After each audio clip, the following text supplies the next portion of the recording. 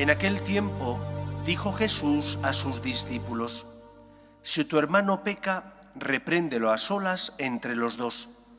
Si te hace caso, has salvado a tu hermano.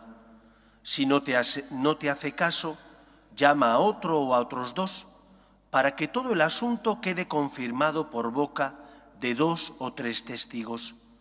Si no les hace caso, díselo a la comunidad. Y si no hace caso ni siquiera a la comunidad, considéralo como un gentil o un publicano. Os aseguro que todo lo que atéis en la tierra quedará atado en el cielo, y todo lo que desatéis en la tierra quedará desatado en el cielo. Os aseguro además que si 2 de vosotros se ponen de acuerdo en la tierra para pedir algo, se lo dará mi Padre del cielo, porque donde 2 o 3 están reunidos en mi nombre, allí estoy yo en medio de ellos. Palabra del Señor.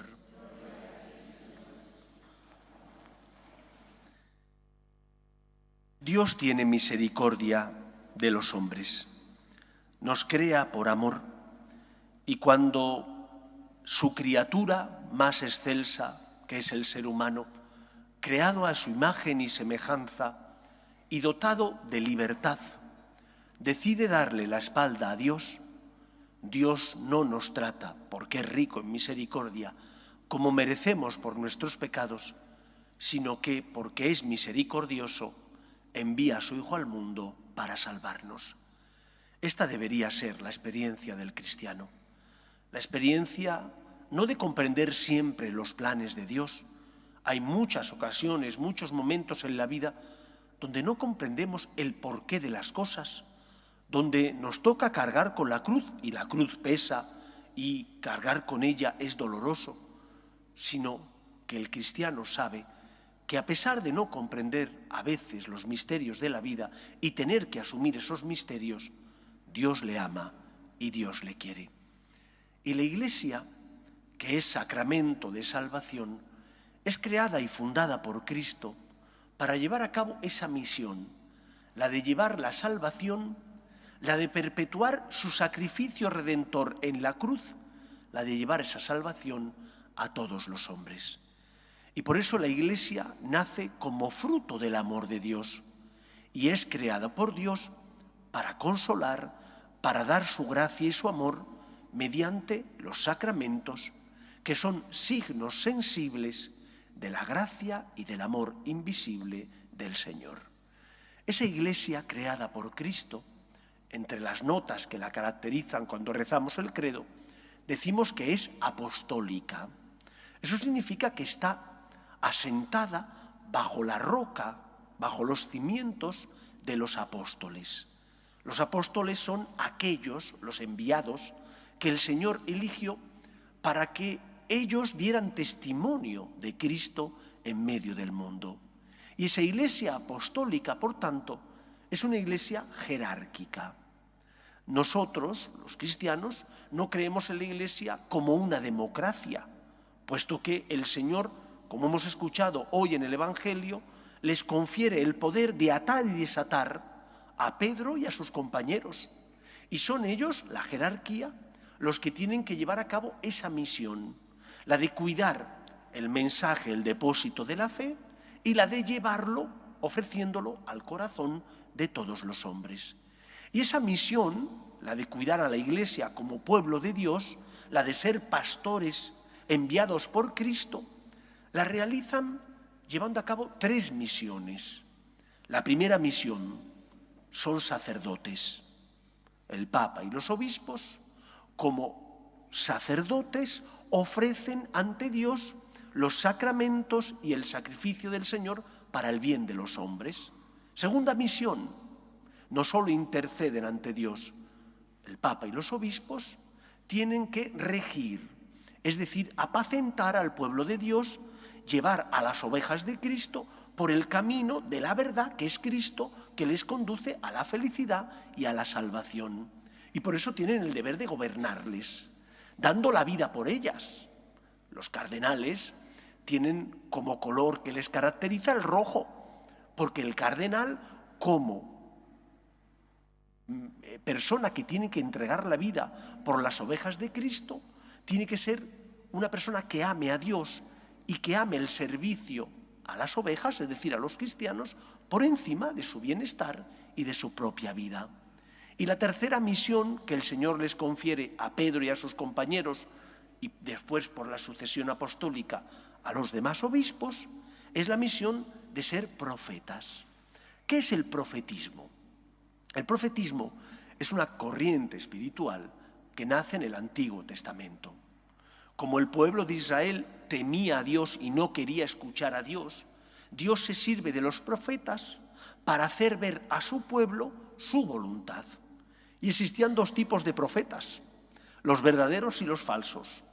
Los falsos eran aquellos que lo que querían era halagar el oído del pueblo y de los reyes.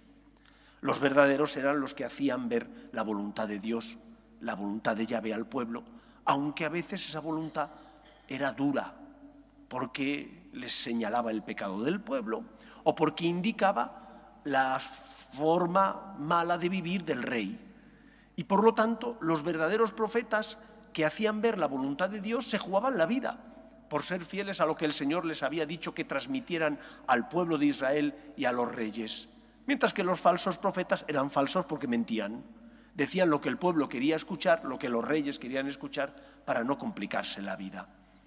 Eres rey, eres sacerdote y eres profeta. Esa es la triple misión que reciben el Papa y los obispos, que reciben Pedro y sus compañeros. ¿Y eso qué implica? Implica, por tanto, que el profeta tiene que ser fiel a la verdad que ha recibido en su corazón y que tiene que proclamar a los demás. Y cuando Pedro y sus sucesores, el Papa y los obispos, son fieles a la verdad natural y revelada, están haciendo ver al pueblo qué es lo que Dios quiere. Están, por tanto, sirviendo al Señor para guiar al pueblo cristiano por el camino de la verdad. Cuando no son fieles a esa verdad y quieren cambiar lo que Dios ha transmitido, son falsos profetas. Por tanto, nosotros tenemos que rezar para que el Papa y los obispos sean fieles a la misión que Cristo les encomendó, y aunque por ser fieles a Cristo sean perseguidos, sean fieles a esa misión que el Señor les ha dicho. Y muchos obispos y papas entregaron su vida en el martirio, en la persecución política por parte de los reyes y de los gobiernos, porque eran fieles a lo que el Señor les había concedido. Hemos escuchado en el Evangelio cómo el Señor nos habla de la corrección fraterna. ¿Qué es la corrección fraterna? Es la crítica constructiva que te hacen o que tú haces. Y muchas veces es necesario que la hagamos. No me estoy refiriendo a la crítica destructiva, a aquella que muchos dicen, es que necesitaba desahogarme. Y entonces criticas a tu jefe, o criticas a tus compañeros del trabajo, o criticas a tu esposo, a tu esposa o a tus hijos para desahogarte. Esa crítica no llega normalmente a los oídos de la persona criticada. Esa, más que crítica constructiva, es destructiva. El Señor nos alienta a que cuando sepamos que alguien que está con nosotros, de nuestra familia, de nuestros amigos, se ha equivocado, por amor a Él, le corrijamos. Pero que le corrijamos con caridad, que le corrijamos poniéndonos en su lugar, que le corrijamos queriendo ayudarle y no para desahogarnos y hacerle daño. Y por eso el Evangelio de hoy, en primer lugar, nos recuerda que formamos parte del pueblo de Dios y como miembros del pueblo de Dios tenemos que dejarnos guiar por la luz de la verdad que es Cristo y que nos llega por medio de la voz, por ejemplo, de los pastores. Cuando el Papa y los obispos hablan para iluminar nuestras conciencias, tenemos que escucharles. Cuando el Papa y los obispos, por ejemplo, nos dicen que hemos de respetar la vida desde su inicio, que es la concepción, hasta la muerte natural, tenemos que hacer nuestro ese planteamiento, puesto que la defensa de la vida, de la dignidad de la persona, es algo que no podemos hacer o no en función de nuestras apetencias. Es algo que deberíamos defender porque la vida es un don de Dios. Y por eso la jerarquía nos ilumina. Pero también el Señor nos habla por medio de otros profetas que no son el Papa y los obispos, que son los que están a nuestro lado y que porque nos quieren nos hacen esas críticas constructivas. Y aquí viene el problema. ¿Cómo afronto yo, cómo acojo esa corrección fraterna, esa crítica constructiva que me hacen las personas que me quieren? ¿Soy humilde y la acojo sabiendo que me la hacen para iluminarme y ayudarme?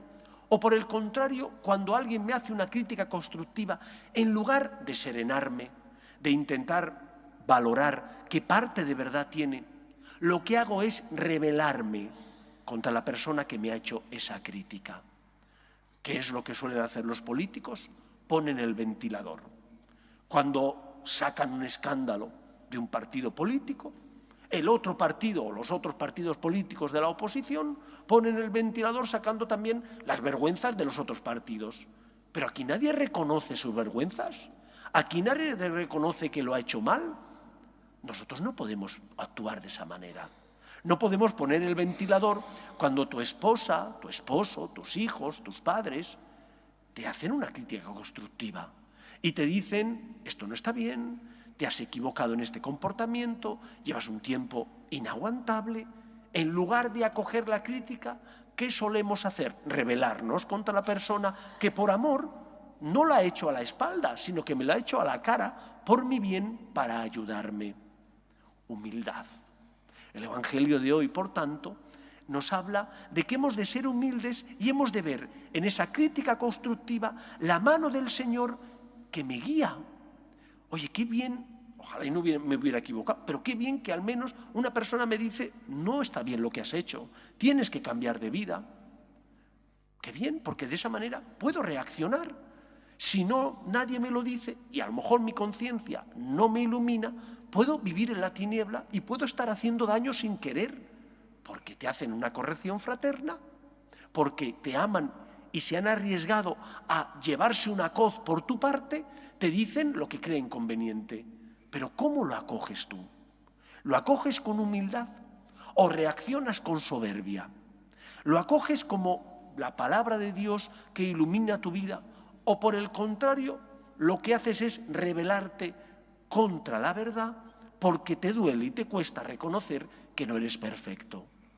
Pues el Evangelio de este domingo nos anima, en primer lugar, a estar atentos a las correcciones fraternas que nos hacen las personas que nos aman y nos quieren, a ser humildes y reconocer nuestros errores, a pedir perdón, pero también nos anima el Evangelio a no tener miedo y corregir con caridad y con amor a los demás. Los padres, porque aman a sus hijos, tienen que educarles. Si porque dicen, ay, no quiero decirle nada para no violentarle, se callaran, no estarían haciéndole bien. Los padres que quieren, educan, porque quieren, enseñan. Después, cuando sea mayor, hará lo que crea conveniente, pero si tiene una conciencia recta, se dará cuenta que se ha equivocado y podrá volver al buen camino. Pero si vive en la confusión, si no le has enseñado a distinguir el bien del mal para no violentarle, si dices, bueno, pues cuando ya sea mayor que haga lo que quiera, entonces vivirá en la tiniebla y no podrá distinguir lo que está bien de lo que está mal. Tampoco es que tengamos que andar señalando siempre el pecado de los demás. Las críticas constructivas se hacen en momentos concretos, determinados, para ayudar y siempre con caridad y poniéndonos en el lugar del otro. Dejémonos, por tanto, iluminar. El Señor que nos ama se sirve de distintos instrumentos para guiar nuestros pasos. La voz del Papa y de los obispos, la jerarquía, es una voz que nos ilumina, que nos ayuda a distinguir lo bueno de lo malo. La voz de los que te aman y te hacen críticas constructivas también son o pueden ser la voz de Dios que te iluminan y corrigen, por tanto, tus errores. No te levantes con ira, no te levantes con soberbia, no saques el ventilador. Sé humilde, acoge esa crítica constructiva y con la ayuda de Dios intenta cambiar. Pues que sea así en nuestra vida. Nos ponemos en pie.